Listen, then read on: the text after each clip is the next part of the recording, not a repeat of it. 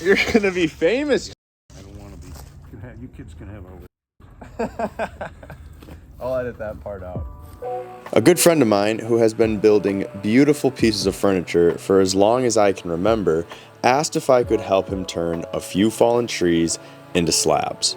And without hesitation, I accepted the offer, hopped in my truck, and headed for the farm. As soon as I got there, we were cutting 200-year-old oak trees into 3-inch thick slabs.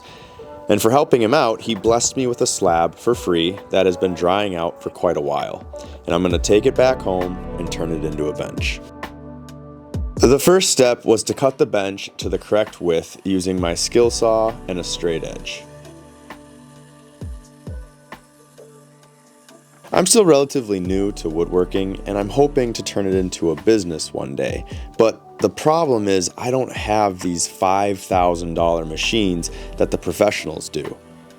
I am able to get by with my current tools, but there are some major benefits when you own the higher-end machinery. The only reason I bring this up is because I know there are a lot of people out there who also don't own these tools, and some that probably don't even own the ones that I do. However, even without these high-end tools, I'm still able to produce projects that I'm proud of and want to show off. So if you're looking to get into woodworking as a hobby, just go ahead and start. You don't need to have everything figured out before you get going, and you also don't need to have all of these tools that all the professionals do. They do make it easier, but if you're creative and hardworking, you'll figure it out.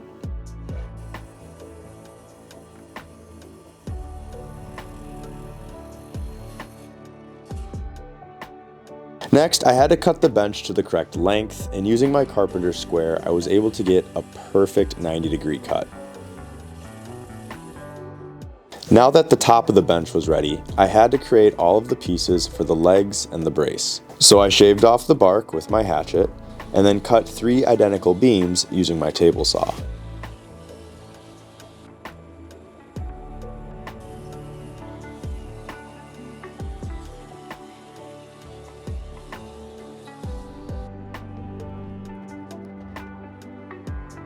I only needed 2 of the beams, and so I picked the ones that I liked the most and ran them through the planer a couple times.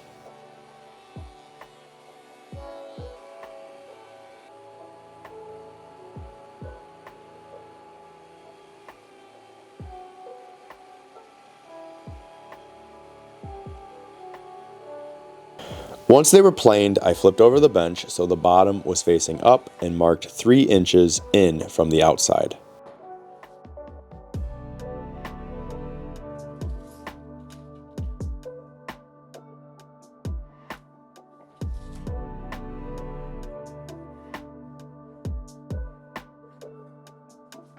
I'm going to attach the legs using some 1/2-inch blocking, so I cut them to the proper thickness using my table saw and then used my miter saw to cut a 45-degree angle on 1/2 of the face.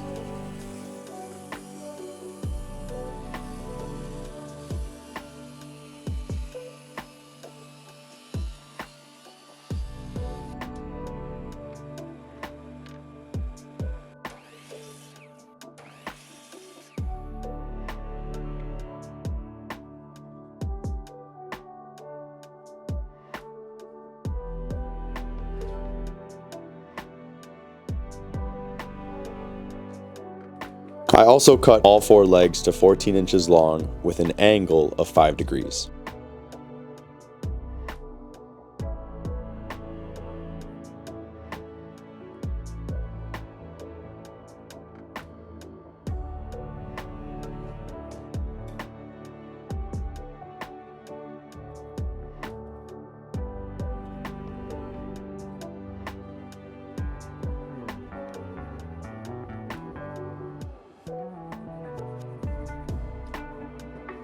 To secure the legs to the backing, I used a countersink to hide the screws and a few clamps to keep the legs in position.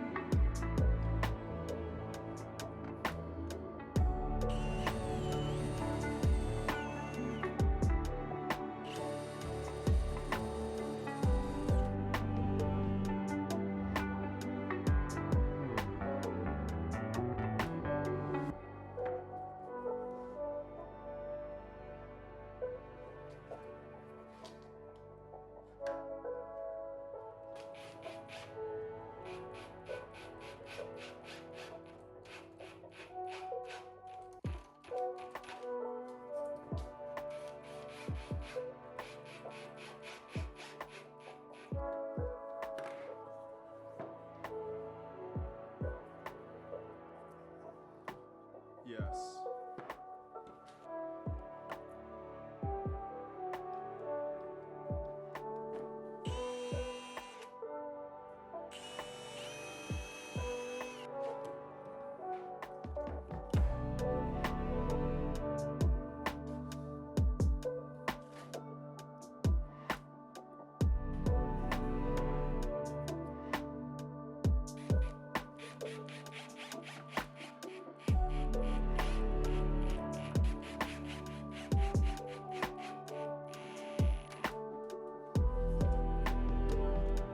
And to make sure that the legs don't fold in on themselves, I'm adding a brace that will be positioned in between the legs.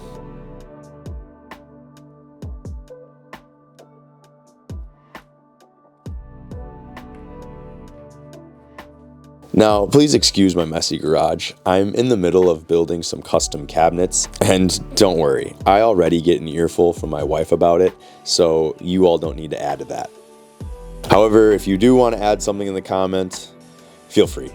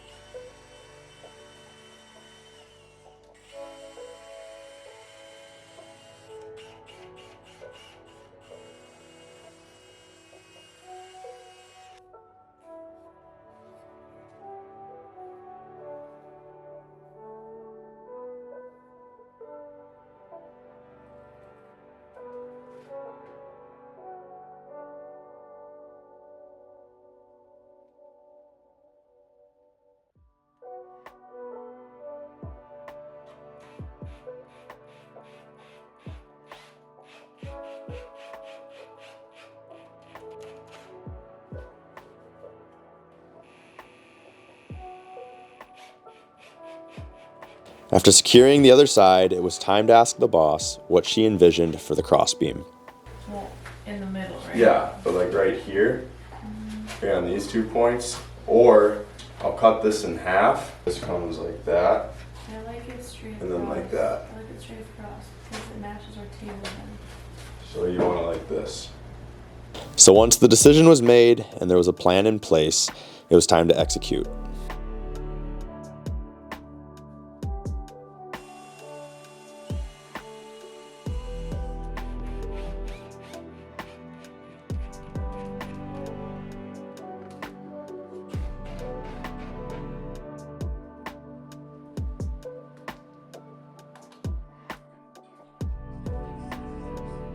We are now in the final stretch, and as you can see, the bench is a little wobbly. Now to fix this, there's this really cool little hack, and so I take a wooden block and tape a pencil to the top.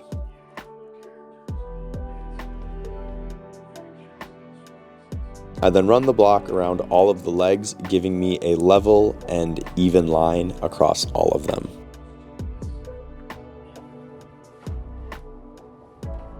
Once I was finished drawing the lines, I brought it back outside and with my skill saw still set to a 5-degree angle, made the cuts.